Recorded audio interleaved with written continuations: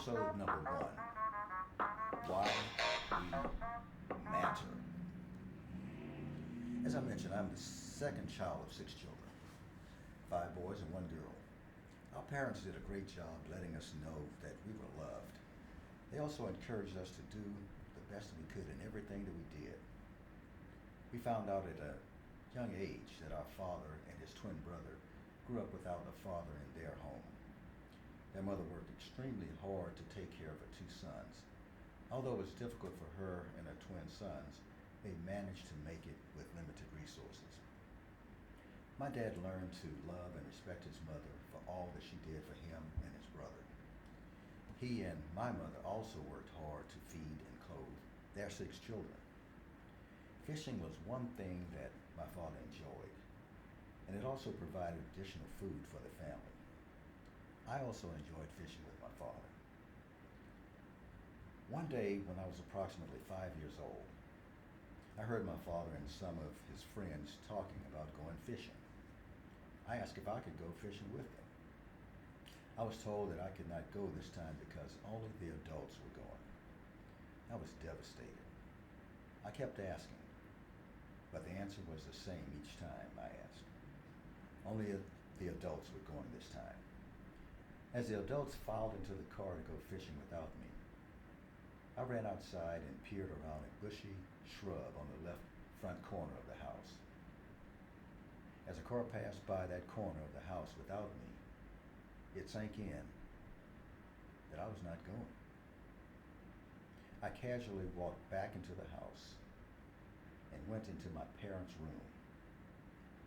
I opened the chest of drawers where my father kept his pistol.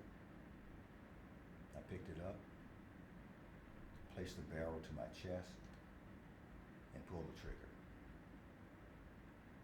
There was an eerie quietness that filled the room, and nothing else. The gun was not loaded. If the gun had been loaded, I might not be here today. And if I'd survived that shot, our lives would have been dramatically different. I carefully placed the pistol back in the drawer, covered it, closed the drawer, and walked off. I never spoke of that attempted suicide until I was a teenager. None of us truly know when we were born or when our lives will end.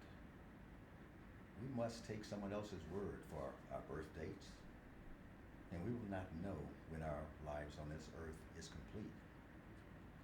The most we can do during our lifetime is the best we can until we can do better. I lived because the gun was not loaded. Because I lived, I know of at least 10 other people who are alive today because either I saved their lives or I am their father or grandfather. I'm sure if I asked some of those persons to share information with me about lives they have touched, there will be more stories about opportunities shared and possibly lives saved because of their life and successes and interactions. The point is,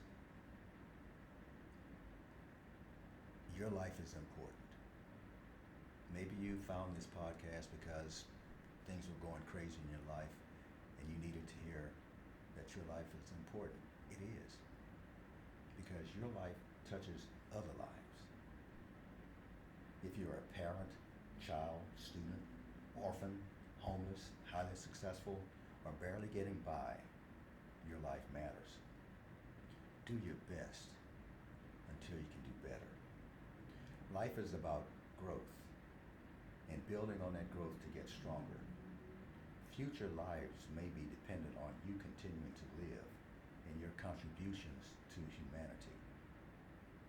Someone seeing your journey may be motivated to keep going, and that journey may be what is needed to inspire someone else to continue. Think of a child learning to walk. They start by rolling over, lifting their heads, they crawl, stand up, take a step, fall, get up, and eventually walk. Like a child, as we grow, we become more valuable to ourselves and to our current and future loved ones and to society. Take time to appreciate your value independently of anyone else's. Choose to be happy when others are successful and not envious. Also be deliberate in taking time to learn who you are and to understand your current position in life. Realizing giving yourself permission to do your best until you can do better reduces the stresses of daily living, because you know whatever task you undertake or whatever situation you're in, you're doing your very best at that moment. That focus will bring on additional opportunities as you continue to get stronger.